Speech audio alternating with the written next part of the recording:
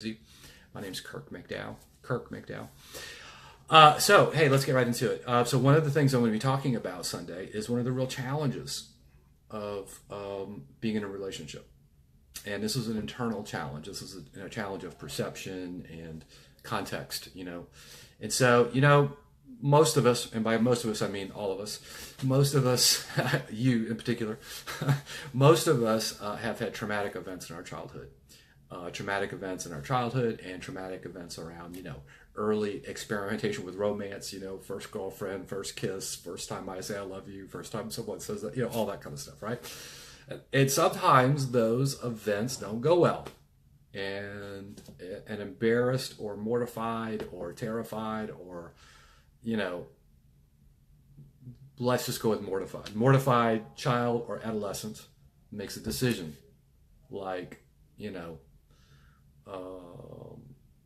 women are crazy, or men are crazy, or relationships don't work, or it'll never happen for me, or I'll never find the love of my life, or, whatever, right? So just kind of look and see what kind of decisions you've made about love or romance or marriage or family or yourself or life related to love and romance and happiness, So just kind of look.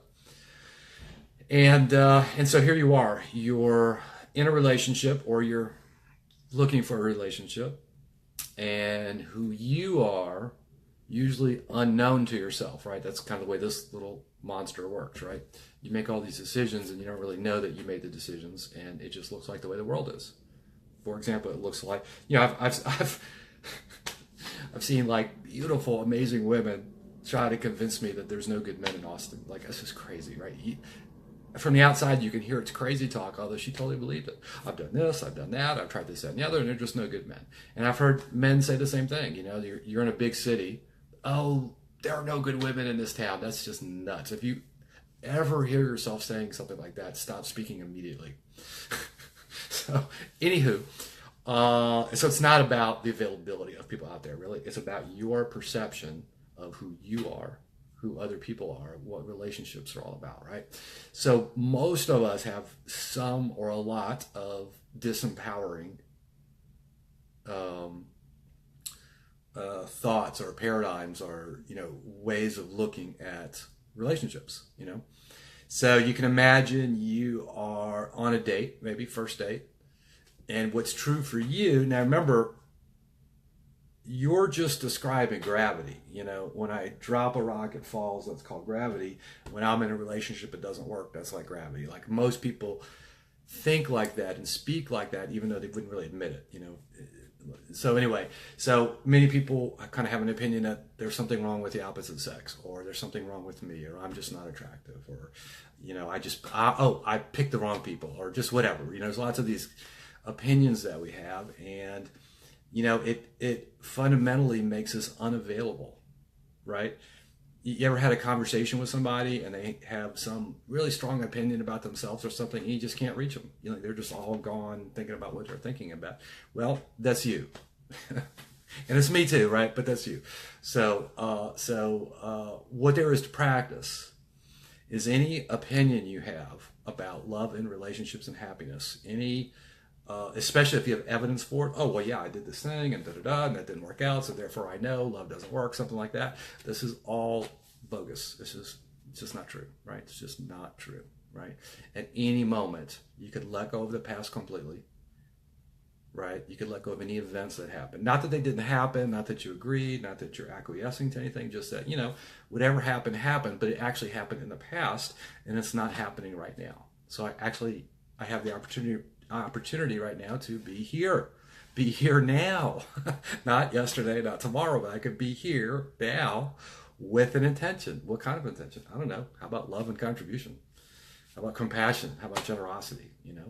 So you could be on a first date being true to yourself. What does that mean? Who am I? Well, maybe you're compassion, right? So you could be true to the possibility or the distinction or your idea of compassion, right? And that could be just as much who you are as, in my case, a cranky dude from New Orleans who's always looking for trouble, I mean, it's kind of who kind of was who I used to be, but I actually have a say in that now, and who I am is love and contribution, and that's how I conduct myself, and that's how I speak and act, and I have breakdowns every now and then, but not really that often anymore, So there's this possibility of being here now with an intention, and the intention is one of your creation. It's not like find a husband or find a wife or find a girlfriend or it's not like that kind of intention. It's an intention of like love, generosity, compassion, fun, play, anything. You could create the possibility of being the, god of love and romance, or the goddess of, sex and eroticism, or whatever. Just whatever you want to do. I'm not trying to put anything in there. Just whatever, right? So which kind of brings us to another point is, who are you? Like literally, who are you? Are you a collection of your experiences? Are you a collection of, I grew up in New Orleans and this kind of a household with this kind of a mother and, this kind of a family and et cetera, et cetera. So yeah, maybe that's who I am, It's who I am maybe when I wake up first thing in the morning and I'm not really creating anything, generating anything. But you could literally be whoever you want to be. I don't mean like a fireman or an astronaut, and you could be that too, or sure, or a fireman, firewoman, or an astronaut. But what I mean is you could be whoever you want to be. If you admire people who are loving and generous, guess what? You could be loving and generous. If you admire people who are fun and, spontaneous, or, compassionate, or thoughtful, or patient, or energetic, or alive, or excited, those are all available to you. Don't let nobody tell you different. If they do, have them call me. So anyway, so there's this whole possibility of, being on a date, really being clear about who you are, because you created it, right? And you're practicing it, and it inspires you, and it moves you, to your highest self, right? Or let's say you're in a relationship. If you're in a relationship or married, don't be left out, because quite frankly, you've got the same thing going on. You've got aspects of your past in your future, and even in the current relationship. So there's things that happened earlier in the relationship that you're in that you're still hanging on to, or you've made some decision about them, you, or life, or love, or the relationship, and you didn't bother to mention it, probably, right? You made a decision about them, and you didn't really mention it, or you did in a sort of non-constructive way, and so at that point the relationship gets really difficult, and not because of the other person, actually, it's because of you. And it's because you're no longer generating the relationship, right? If you're holding on to some criticism or judgment about your partner, well, all kind of things are happening that are not super groovy. Like, for instance, you're not here now with an intention. You're in the past being righteous and judgmental. So while that's, there's nothing wrong with that, it's not the most fun person to be in a relationship with, and it's probably not going to get you your best outcomes and results, the experience of love and affinity and fun and play and whatever it is that you're going after in your relationship, right? So you could retire who you've been, right? You could create who you are, and you could practice who you now are, and it's not weird, and it's not anything other than just beautiful and 100% authentic, and then that could be like a game for the rest of your life. And you can change who you are. You can go from love and generosity to love and contribution to fun, play, and ease, and just whatever you're into, right? So, I think this is just really critical. So if you're currently in a relationship or looking for a relationship, this was equally valid for you. And the bonus is it works in every type of relationship. Career, personal, mentor relationship. Anything, doesn't matter. Different kind of family relationships. There's something to be said for letting go of the past. Like, learn the lessons of the past, absolutely. But then let it go, let it go, let it go, let it go, let it go. Let it go, let it go. Let go of the past. Distinguish who you've been and create who you are, right? Practice who you are. It's just practice, no big deal. It's not heavy, it's not significant, just practice. Love and generosity, I practice. I have breakdowns, I might snap at somebody once, or be impatient, or be self-absorbed for half a minute. It's just practice. It's no big deal. And then, it's amazing. First of all, you'll love yourself, and you'll be very easy to love. Make it easy for the people in your life to be awesome with you. How do you do that? Be awesome with the people in your life, and they'll be delighted to reciprocate almost always. So I'm gonna fold in another topic. Happiness and pleasure. So I talked about this earlier, but it's really, I think this is really valuable. So happiness, pleasure, pleasure, happiness. So most people kind of relate to them as pretty similar, pleasure and happiness, right? But there's actually a profound difference, and it's critical that you're grounded in the difference between the two if you're interested in being happy. Now, if you're not interested in being happy, don't worry about it. This is not important, so you can just not even worry about it. However, most people confuse happiness and pleasure. Let me tell you what I mean, okay? So pleasure is something that can be derived from something outside of yourself. Getting a new car could be pleasurable. Driving in a really nice car and all the sounds and sensations and feels and the feel of the road, pleasure, right? Beautiful home, pleasurable. Vacation to London or Paris or wherever it is you would love to go. Could be a lot of pleasure there, right? Fun stuff, being taken care of and so forth and so on. Okay. But have you noticed some people have nice cars, some people have nice houses, some people have nice vacations, and they're not happy? Well, that's kind of a problem. Then that means that there's really not a direct correlation between what you're doing and what you have and your happiness. Well, that kind of is not so great.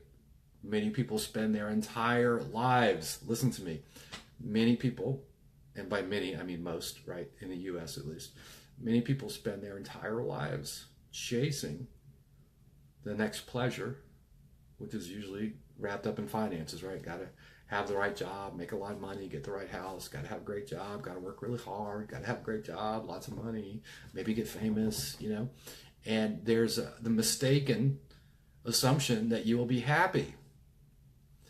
Listen, I've worked with many people at all levels of financial success, and there is no correlation between money and happiness. I've noticed a little bit of an inverted correlation, because people with money often are able to handle everything themselves. They just pay for whatever they need, right? And so there's less social interaction, less relationship around them. I actually think there could be a inverse correlation between money and happiness. There actually is some science. Some science to that, but I'm not selling that right now. But what I am saying is most people relate to pleasure like it's happiness and happiness like it's pleasure, but they're critically different. Happiness comes from within. Happiness comes from who you're being. Happiness comes in relationship to another human being. So just try this on. Happiness is present when you're being loving. Happiness is present when you're being compassionate. Happiness is present when you're being generous. You're happy in those moments, and that's happiness, and that's a direct correlate. Anytime you're being loving and generous and compassionate, and you could fill in that blank with a few more things, anytime you're being expansive and being loving, you're happy. That's it. That's all there is. That's all there is. If you don't believe me, right, go find somebody tonight. Don't be weird, but just go find somebody tonight, connect with them, and make a difference for them. Be loving, be patient, be compassionate, be interested. Be cause in the matter, or be a stand for their success. I promise you, you'll experience happiness. You'll experience you at your highest self. Man, I can't get enough personally, but anyway. Now, the reason people are confused between happiness and pleasure is because approximately 200 billion, we get used to throwing around numbers, but, a million is 1,000 times 1,000. A billion is 1,000 times a million. And then multiply that by 200, right? That's how much money is being spent in 2017, roughly, $200 billion in marketing. And the whole point of marketing is to instill some dissatisfaction in you that the acquisition of some product or service would satisfy. Now, meanwhile, you were fine before the marketing hit you, right? You're fine. All of a sudden you see something about flabby stomach and you look down and, oh my gosh, and then you're not fine anymore. It's criminal, bordering criminal, right? In my view, right? But listen, people are just completely inundated with thousands of marketing messages a day, twirling up your dissatisfaction and attempting to convince you that the answer to your lack of happiness and fulfillment and love in your life is the absence of some product or service, right? And then we're all walking around trying to pretend like we don't feel inadequate, right? Got it handled. Oh, how are you? Fine. Meanwhile, you found out some horrible news 10 minutes ago. So I'm like, hey, how you doing? Oh, I'm fine. And so we're all walking around pretending like we're not dissatisfied, right? Many of us are just deeply dissatisfied. We're dealing with stuff that we don't talk to anybody about. We're dealing with it alone. And then we're bombarded by all this messaging. By the way, we know it's effective because nobody spends $200 billion on something without a result.